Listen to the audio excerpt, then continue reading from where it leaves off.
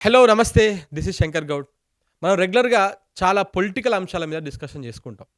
General issues మీద గూడా అక్కడక్కడ మాట్లాడుతా ఉంటాం.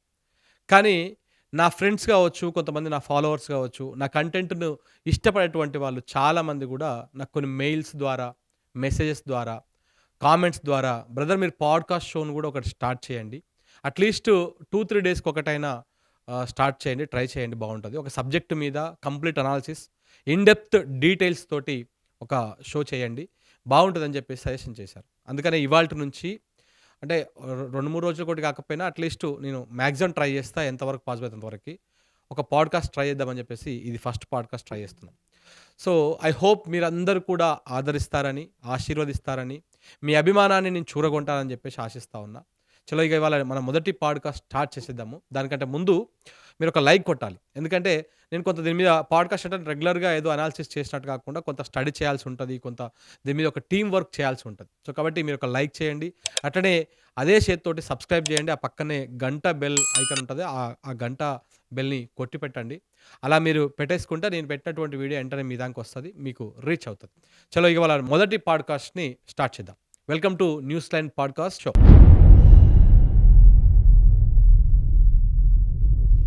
వాస్తవానికి నేను ఫస్ట్ పాడ్‌కాస్టే ఇలాంటి వీడియోతోని స్టార్ట్ చేస్తా అని చెప్పేసి అనుకోలే. కానీ తప్పడం లేదు. మొన్న తమిళనాడులో టీవీకే అధినేత విజయ్ ర్యాలీలో ఒక దుర్ఘటన జరిగింది. తొక్కిసలాట జరిగి దాదాపు 41 మంది చనిపోయారు. దాని గురించి మనం మాట్లాడుకోబోతా ఉన్నాం. అయితే వచ్చే ఏడాది తమిళనాడులో ఎన్నికలున్నాయి. అసెంబ్లీ ఎన్నికలు. ఆ ఎన్నికలకు సంబంధించి ఇప్పటి నుంచే అన్ని పార్టీలు ప్రచారంలోకి దిగుతా ఉన్నాయి. ఇప్పుడే ప్రచారం స్టార్ట్ చేసినాయి గూడా. అందులో భాగంగానే కొత్తగా పార్టీ పెట్టినటువంటి టీవీకే అధినేత హీరో విజయ్ తీసినటువంటి ర్యాలీలో తొక్కిసలాట జరిగింది. ఒక్కసారిగా జనమంతా దూసుకురావడంతోటి ఊపిరాడక అక్కడ స్పాట్‌లోనే 30 మంది చనిపోయారు. దాంతో రాజకీయ సభ కాస్త మృత్యు వేదికగా మారిపోయింది. మృతుల సంఖ్య మనం ఇప్పుడు ఈ వీడియో రికార్డ్ చేసేటప్పటికి 41కి చేరింది. చనిపోయినటువంటి వారిలో 7గురు చిన్న పిల్లలు గూడా ఉన్నారు. ఎందుకు చిన్న పిల్లలు ఉన్నారు అంటే విజయ్‌కి బేసిక్‌గా మహిళలు అంటే లేడీస్ ఫ్యాన్స్ ఎక్కువుంటారు. వాళ్ళందరూ కొంతమంది వాళ్ళ పిల్లల్ని తీసుకొని గూడా ఆ సభకొచ్చిరంట. ఆ సభకు అందులో చిన్న పిల్లలు గూడా పాపం 7గురు చనిపోవాల్సొచ్చింది. మరొక 50 మంది దాకా ఇప్పుడు ఆస్పత్రిలో చికిత్స పొందుతున్నారు. ఈ ఘటన తమిళనాట పెను విషాదం నింపింది. రోడ్ షోలో మరణ మృదంగం మోగింది. అనుకున్న దానికంటే చాలా మంది జనం ఎక్కువ రావడము, దారులన్నీ జనాలతో కిక్కిరిసిపోవడంతోటి పరిస్థితి అదుపు తప్పి తొక్కిసలాటకు దారితీసింది. ఈ విషాదకరమైనటువంటి సంఘటనకు రాజకీయ రంగం గూడా పులుముకుంది. అసలేం జరిగింది? అసలు తొక్కిసలాట ఎలా జరిగింది? ఏంటి అనేది ఒకసారి మనం ఇప్పుడు మాట్లాడుకుంటే, వచ్చే ఏడాది జరగనున్నటువంటి అసెంబ్లీ ఎన్నికల కోసము ఇప్పటి నుంచే విజయ్ గూడా ప్రచారాన్ని ప్రారంభించాడు. గత 3, 4 వారాలుగా ప్రతి శని, ఆదివారాల్లో ర్యాలీలు నిర్వహిస్తా ఉన్నారు. శనివారము నామక్కల్, కరూర్‌లో సభలు ఏర్పాటు చేసిర్రు అందులో భాగంగానే. ఉదయం 10 గంటలకు నామక్కల్ రావాల్సి ఉండే విజయ్. మధ్యాహ్నం 3 గంటలకు కరూర్‌లోని వెలుచామిపురం వద్దకు వస్తారని చెప్పేసి నిర్వాహకులు చెప్పిర్రు ఫస్ట్. ఉదయం 11 గంటల నుంచే కరూరు వీధుల్లోకి జనాలొచ్చిర్రు. తమ అభిమాన హీరోను చూసేందుకు ఎండను కూడా పట్టించుకోలేదు. పిల్లలను తీసుకొని మహిళలు కూడా భారీ ఎత్తున తరలివచ్చారు. 4 గంటలు ఆలస్యంగా అంటే 3 గంటలకు రావాల్సినటువంటి విజయ్ రాత్రి 7 గంటల తర్వాత అక్కడికి చేరుకున్నారు. తన సభల కోసం ఏర్పాటు చేసినటువంటి ప్రత్యేక బస్సు మీద ఎక్కి ఆయన ప్రసంగాన్ని ప్రారంభించారు. అభిమానులు కూడా ఉర్రూతలూగిపోయారు ఆయన ప్రసంగం స్టార్ట్ చేయగానే. ఆ ప్రసంగం ముగియడానికి ఇంక కొంతసేపటికి ప్రసంగం మూస్తనంగా అప్పుడే తొక్కిసలాట స్టార్ట్ అయింది. తీవ్రమైనటువంటి ఎండ గావచ్చు, ఉక్కపోతతోటి అప్పటికే నీరసించినటువంటి జనంలో కొందరు స్పృహ తప్పి పడిపోయారు కింద. ఇది గమనించినటువంటి విజయ్ తన ప్రసంగాన్ని మధ్యలో ఆపేసి ఆ బస్సుపై నుంచే కొన్ని వాటర్ బాటిల్ ఆళ్ళకి అందించేటువంటి ప్రయత్నం చేసిండు. ఆ తర్వాత విజయ్ అక్కడి నుంచి బస్సులో వెళ్ళిపోయారు. అప్పుడే పరిస్థితి పూర్తిగా అదుపు తప్పిపోయింది. అప్పటి వరకు గోడల మీద, చెట్ల మీద ఒక్కొక్కరుగా ఉన్నటువంటి వాళ్ళందరూ గూడా విజయ్ ఎళ్ళిపోతుండడంతోటి ఒక్కసారిగా దిగి ముందుకొచ్చేసిర్రు. సరిగ్గా అదే సమయంలో కరెంట్ కూడా పోయింది. అసలు చీకట్లో ఏం జరుగుతుందో అర్థం గానటువంటి పరిస్థితి. అసలే ఇరుకిరుకు రోడ్లు, అందులోనూ కరెంటు లేక చిమ్మ చీకటిగా ఉండడంతో ఉప్పెనలా జనం దూసుకొచ్చిర్రు. ఒకరిపై ఒకరు పడిపోవడంతోటి తొక్కిసలాట జరిగింది. గందరగోళం మధ్య పోలీసులు కూడా ఏం చేయలేకపోయారు. ఈ ఘటన పైన స్టాలిన్ ప్రభుత్వం కూడా స్పందించింది. కరూర్ సభ ఘటనపై సమగ్ర దర్యాప్తునకు ఆదేశించింది. రిటైర్డ్ జడ్జి అరుణా జగదీశన్ నేతృత్వంలోని కమిషన్ కూడా ఏర్పాటు చేసింది ప్రభుత్వం. మృతుల కుటుంబాలకు 10 లక్షల నష్టపరిహారం కూడా ప్రకటించింది. దెబ్బలు తగిలినటువంటి వాళ్ళకు అంటే క్షతగాత్రులకు ₹1,00,000 అందిస్తామని కూడా చెప్పారు. మరొక వైపు టీవీకి అధినేత కూడా ఒక ఎమోషనల్ ట్వీట్ కూడా వేసిర్రు. ఆ ట్వీట్‌లో ఆయన ఒక చనిపోయినటువంటి వాళ్ళ కుటుంబాలకు ఒక్కొక్కరికి 20,00,000 ఇస్తామని చెప్పేసి ప్రకటించారు. ఇక తీవ్రంగా గాయపడ్డటువంటి వాళ్ళు హాస్పిటల్‌లో ట్రీట్‌మెంట్ పొందుతున్నటువంటి వాళ్ళకు కూడా వాళ్ళకు 2 లక్షలు ఇస్తామని కూడా ఎక్స్‌గ్రేషియా ఇస్తామని కూడా ప్రకటించారు. మరొక వైపు ఈ కరూర్ దుర్ఘటన మీద సీబీఐ దర్యాప్తునకు ఆదేశించాలని చెప్పేసి టీవీకేనే కోరింది. ఇక్కడ ఇదే ఇంట్రెస్టింగ్ పాయింట్.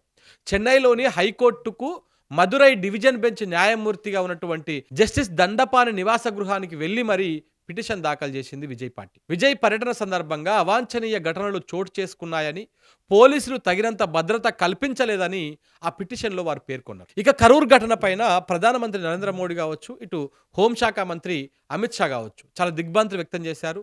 మృతుల కుటుంబాలను ఆదుకుంటామని వాళ్ళు ప్రకటించారు. ఈ ఘటనపై అమిత్ షా కూడా ఒక నివేదికను కోరిండు. మోడీ మృతుల కుటుంబాలకు ₹2,00,000 ఇస్తామని చెప్పేసి ప్రకటించారు. అయితే ఇక్కడ తొక్కిసలాట జరగడానికి కారణాలు ఏంటిది? దేనివల్ల తొక్కిసలాట జరిగింది? ప్రధానంగా పోలీసుల వైఫల్యమే అన్నటువంటి విమర్శలు కూడా వస్తున్నాయి. అభిమానులను కంట్రోల్ చేయడంలో భద్రతా సిబ్బంది వైఫల్యమైందన్నటువంటి ఆరోపణలు కూడా వినపడతాయి. ఈ మధ్య విజయ్ ఎక్కడికి వెళ్ళినా వేలల్లో లక్షల్లో అభిమానులు వస్తూ ఉన్నారు. అంతమంది వచ్చే ప్రాంతము చాలా ఇరుకుగా ఉన్నది. ఆ ప్రదేశంలో పర్మిషన్ ఎలా ఇచ్చారనేది సస్పెన్షన్గా మారిపోయింది. సభ జరుగుతున్న సమయంలో కరెంటు పోవడం కూడా ఇక్కడ అనుమానాలకు తావిస్తూ ఉంది. ఒకవేళ కరెంటు పోయినా దానికి తగ్గట్టుగా ప్రత్యామ్నాయ ఏర్పాట్లు చేయాలి కదా, అవి కూడా చేయకపోవడము, ఇదంతా కావాలనే చేశారా అనేటువంటి అనుమానాలు కూడా వస్తూ ఉన్నాయి. టీవీకే పార్టీకి వస్తున్న ఆదరణ తట్టుకోలేకనే తొక్కిసలాటకు పురిగొల్పారా అనేటువంటి అనుమానాలు కూడా వస్తున్నాయని చెప్పేసి వాళ్ళు చెప్తా ఉన్నారు. అయితే ఇక్కడ తమిళనాడు డీజీపీగా ఉన్నటువంటి జి వెంకట్రామ్ గారు ఒక మాట అన్నారు. కరూర్లోని ర్యాలీ కోసము లైట్ హౌస్ గ్రౌండ్ కానీ లేకపోతే ఉలై సందై కావాలని చెప్పేసి టీవీకి వాళ్ళు అడిగారట ఫస్ట్. కానీ వాటిని మేము ఇవ్వలేము అని చెప్పేసి వాటికి బదులు ఇప్పుడు ఎక్కడైతే ర్యాలీ జరిగిందో ఆ ప్రాంతాన్ని కేటాయించారని చెప్పేసి డీజీపీ గారు చెప్తా ఉన్నారు ఈ మాట.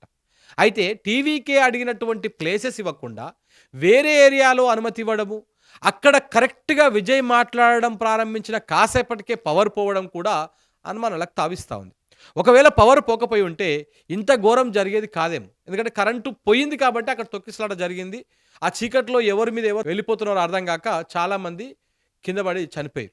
నిఘా వర్గాల వైఫల్యం కూడా చాలా స్పష్టంగా కనపడతా ఉంది ఇక్కడ. ఎందుకంటే విజయ్ ఒక రోడ్ షో పెట్టినప్పుడు ఆ రోడ్ షోకు భారీగా అభిమానులు హాజరవుతారని తెలిసినప్పుడు తొక్కిసలాటకు అవకాశం ఉందా లేదని ఇంటెలిజెన్స్ విభాగం బేసిక్గా ఫోకస్ చేయాలి. కానీ ఉన్నటువంటి ప్రదేశంలో కూడా సరైన జాగ్రత్తలు తీసుకోలేదన్నటువంటి వాదనలు కూడా వినిపిస్తూ ఉన్నాయి. ఇక సభకు భారీగా హాజరవుతున్న ప్రజలకు తగినట్టుగా వారిని కంట్రోల్ చేసేందుకు పోలీసు భద్రతా ఏర్పాట్లు కూడా చేయకపోవడమే తొక్కిసలాటకు ఒక కారణం అని చెప్పేసి కూడా టీవీకే పార్టీ ఆరోపిస్తుంది. అయితే ఇదంతా టీవీకే పార్టీ విజయ్ అభిమానుల వర్షన్. పోలీసుల వర్షన్ ఇంకొక రకంగా ఉంది. కరూర్ సభకు వాస్తవానికి 10,000 మందే వస్తారని చెప్పేసి నిర్వాహకులు ఊహించారు. కానీ అక్కడికి 27,000 మంది వచ్చారని, ర్యాలీ కోసము 500 మంది సిబ్బందిని నియమించామని చెప్పేసి డీజీపీ చెప్పారు. విజయ్ సభ కోసం మధ్యాహ్నం 3 గంటల నుంచి రాత్రి 10 గంటల మధ్య అనుమతి కోరారని, అయితే టీవీకే ట్విట్టర్ ఖాతాలో మాత్రం విజయ్ 12 గంటలకే వస్తారని పోస్టు చేశారని, దాంతో 11 గంటలకే జనాలు రావడం ప్రారంభించారని, చివరకు విజయ్ 7:40 వచ్చాడని తెలిపారు. అంతసేపు ఉండలేకనే జనాల్లో సహనం కోల్పోయి ఉండవచ్చనే అనుమానం కూడా వ్యక్తం చేస్తా ఉన్నారు పోలీసులు. సో తమిళనాడు రాజకీయాలను ఒకసారి మనం చూస్తే తమిళనాడులో వచ్చే ఏడాది అసెంబ్లీ ఎన్నికలు జరుగుతున్నాయి. ప్రస్తుతము అక్కడ డిఎంకే పార్టీ ప్రభుత్వంలో ఉన్నది. ఆ పార్టీ మీద ప్రజల్లో తీవ్రమైనటువంటి వ్యతిరేకత ఉంది. కొంత ప్రతిపక్షంలో ఉండాల్సినటువంటి అన్నా డిఎంకే కూడా ఈ విషయంలో ఫెయిల్ అయింది. సీట్ల గొడవలు ఈ పంచాయతీలల్లో వాళ్ళు ఉన్నారు. ఇటు డిఎంకే కానీ అటు ఏఐడిఎంకే కానీ 2 జాతీయ పార్టీలను చెరొకటి పంచుకొని ఆ పార్టీలతో పొత్తులు పెట్టుకొని కూర్చున్నాయి. ఇప్పటికే ఇండియా కూటమిలో స్టాలిన్ భాగస్వామిగా ఉన్నారు. అన్నా డిఎంకేతో బీజేపీ పొత్తు పెట్టుకున్నది. ఇక విజయకాంత్ పార్టీ పత్తా లేకుండా పోయింది, అది కనపడకుండా పోయింది. అవినీతిని చీల్చి చెండాడుతానంటూ విశ్వనటుడు కమలాసన్ పెట్టినటువంటి పార్టీ కూడా ఆదరణ లేదు. దాంతో ఆయన స్టాలిన్తో పొత్తు పెట్టుకొని ఆయన రాజ్యసభకు వెళ్ళిపోయింది. ఈ సమయంలో ప్రజలు ప్రత్యామ్నాయ పార్టీ కోసం ఎదురు చూస్తున్నారు తమిళనాడులో. ఈ రాజకీయ అనిశ్చితి మధ్య టీవీకే పార్టీ పుట్టుకొచ్చింది. విజయ్ పెట్టినటువంటి కొత్త పార్టీ టీవీకే పార్టీ. తనకున్న అభిమాన బలంతో రాజకీయంగా రాణించాలని అనుకుంటున్నాడు విజయ్. తమిళనాడులో సినిమా వాళ్ళకి అభిమానులు చాలానే ఉంటారు.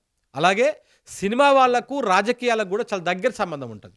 ఆనాటి ఎంజీఆర్ గాని, కరుణానిధి గాని వాళ్ళ దగ్గర నుంచి మొదలుపెడితే జయలలిత, విజయకాంత్ గావచ్చు, కమల్ హాసన్ గావచ్చు. ఇలాంటి వారి వరకు అందరూ గూడా సినిమాల్లో నుంచి వచ్చి రాజకీయాల్లోకి ఎంట్రీ ఇచ్చినటువంటి వాళ్ళే.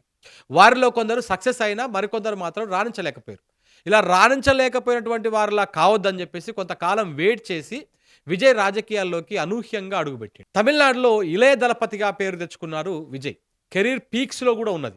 ఏడాదికి 2 సినిమాలు చేస్తే చాలు కోట్లల్లో కలెక్షన్స్ వస్తాయి ఆయనకు. ఆ రెమ్యునరేషన్ గూడా చాలా ఎక్కువనే ఉంటుంది విజయ్‌ది. తమిళనాట విజయ్ రాజకీయ రంగ ప్రవేశం గూడా పెను సంచలనంగానే మారింది. గత ఏడాది తమిళ వెట్రి కలగం ఏర్పాటు చేశారు. అక్టోబర్ 27న విల్లుపురంలో తొలి రాజకీయ సభకు భారీగా జనం తరలివచ్చారు. ఆ తర్వాత నిర్వహించిన సభల్లోనూ ఇదే పరిస్థితి ఉన్నది. సభలకు వచ్చే జనాన్ని అదుపు చేయడం పోలీసులకు కష్టసాధ్యంగా మారిపోయింది. దీంతో విజయ్ సభలకు పలు నిబంధనలు కూడా విధించారు. అయితే విజయ్ రాజకీయ అడుగులు కూడా చాలా అనూహ్యంగా, చాలా వ్యూహంగా వేస్తా ఉన్నారు. ఆయన ఓన్లీ డీఎంకే పార్టీని విమర్శించడం కాకుండా అటు కేంద్ర ప్రభుత్వం మీద కూడా విమర్శలు చేస్తారు. దాంతో ఆయన స్లోగా జనాల్లోకి పాతుకుపోతా ఉన్నారు. అవినీతి కావచ్చు, జీఎస్టీ కావచ్చు, నీట్ లాంటి కీలక అంశాలను కూడా ఆయన ప్రస్తావిస్తా ఉన్నారు. దాంతోపాటు విజయ్ కొన్ని కీలక అంశాలను ఆయన వేలెత్తి చూపిస్తా ఉన్నాడు. నీట్‌లో స్థానిక భాష ఉండకపోవడం కావచ్చు, హిందీని బలవంతంగా రుద్దడం కావచ్చు, ఇట్లాంటివన్నీ తమిళులు ఏ విషయానికైతే అట్రాక్ట్ అవుతాడో ఆ అంశాలను కూడా ఆయన ప్రస్తావిస్తా ఉన్నారు. ఇటు డీఎంకేని, ఇటు కాంగ్రెస్ పార్టీని, అటు బీజేపీని అన్నింటిని కూడా ఆయన బాగా ఫోకస్ చేస్తా ఉన్నాడు. వాటన్నింటికి సోషల్ మీడియాలో, ఇటు బయట విపరీతంగా కూడా చర్చ పెట్టిండు. వాటితో విజయ్ ఎక్కడ సభ పెట్టినా కూడా జనాలు వేలల్లో, లక్షల్లో అక్కడికి వస్తా ఉన్నారు. సభలకు వస్తున్నటువంటి ఆదరణ చూసి తట్టుకోలేకనే తొక్కిసలాటకు ఎవరైనా పురిగొల్పారా? లేదంటే సహజంగానే జరిగిందా? అనేది కూడా కొన్ని డౌట్స్ వస్తా ఉన్నాయి. అయితే ఇది ఒక విజయ్ ర్యాలీలోనే తొక్కిసలాట కాదు. ఈ ఏడాది చాలా తొక్కిసలాటలు జరిగాయి. పోలీసులు అదుపు చేయలేకపోవడంతో చాలామంది అమాయకులు ప్రాణాలు కోల్పోతా ఉన్నారు. ఫిబ్రవరిలో ఢిల్లీలోని రైల్వే స్టేషన్‌లో తొక్కిసలాట జరిగింది. దాదాపు అక్కడ 18 మంది ప్రాణాలు కోల్పోయారు. జూన్‌లో బెంగుళూరులో ఆర్‌సీబీ జట్టు ఐపీఎల్‌లో గెలిచినందుకు విజయోత్సవ సభ కార్యక్రమాన్ని ఏర్పాటు చేసుకుంది. ఆ సందర్భంగా తొక్కిసలాట జరిగి 11 మంది చనిపోయారు స్టేడియంలో. ఇప్పుడు తమిళనాడులో కరూర్‌లో జరిగినటువంటి విజయ్ ర్యాలీలో తొక్కిసలాట జరిగి 41 మంది చనిపోయారు. వీటన్నింటికి కారణము తక్కువ స్థలంలో ఎక్కువ మంది గుమిగూడడము, ఎవరికి వారు తామే ముందు దూసుకుపోవడానికి ప్రయత్నించడము, అన్నింటికంటే ముఖ్యంగా గుంపును కట్టడి చేయలేకపోవడమే దీనికి ప్రధానమైనటువంటి కారణం. సో ఇట్లా విజయ్ సభలో ఈ రకమైనటువంటి కొన్ని వైఫల్యాలు కావచ్చు, ఇవన్నీ కూడా కనపడతా ఉన్నాయి చాలా స్పష్టంగా. అక్కడ పోలీసుల వైఫల్యమా, ఇవాళ టీవీకే పార్టీ నుంచి విజయ్ కూడా మళ్ళీ స్పందించారు ఆయన. ఎక్కడో పొరపాటు జరిగింది, మేము అడిగినటువంటి ప్లేసులు కాకుండా వేరే ప్లేస్‌ను పోలీసులు అనుమతి ఇవ్వడము, దాంతోపాటు అంటే విజయ్ మాట్లాడుతున్న సందర్భంలోనే కరెంటు పోవడము, వీటన్నింటికి అనుమానాలకు తావిస్తా ఉన్నది. మేము ఏదైతే హైకోర్టులో పిటిషన్ దాఖలు చేసినామో సీబీఐకి అప్పజెప్పాలని చెప్పేసి, ఈ కేసును సీబీఐకి అప్పజెప్పాలి. ఇక్కడ ఎక్కడో కుట్ర కోణం దాగి ఉంది అని చెప్పేసి విజయ్ పార్టీ గాని, విజయ్ గాని అనుమానాలు వ్యక్తం చేస్తా ఉన్నారు. చూడాలి మరి ఎటు తిరిగి ఏ మలుపు తిరుగుతది ఏంది అనేది మాత్రం ఇంకేమైనా అప్డేట్స్ ఉంటే నేను మళ్ళీ పాడ్‌కాస్ట్‌లో మీకు చెప్పేటువంటి ప్రయత్నం చేస్తా. ఇది మన మొదటి పాడ్‌కాస్ట్. మిత్రులందరూ చూసినటువంటి వాళ్ళు చెప్పే విధానంలో గాని, లేకపోతే సబ్జెక్ట్ పరంగా గాని ఏమైనా సజెషన్స్ ఉంటే మీరు కింద కామెంట్ సెక్షన్‌లో చెప్పొచ్చు. ఇలాంటిది డైలీ మీకు ఒక పాడ్‌కాస్ట్ రావాలంటే మీరు సబ్స్క్రైబ్ చేసుకొని గంట బెల్ గనుక యాక్టివేట్ చేసి పెట్టుకుంటే నేను ఇలా పెట్టగానే మీకు వచ్చేస్తది. Thank you very much.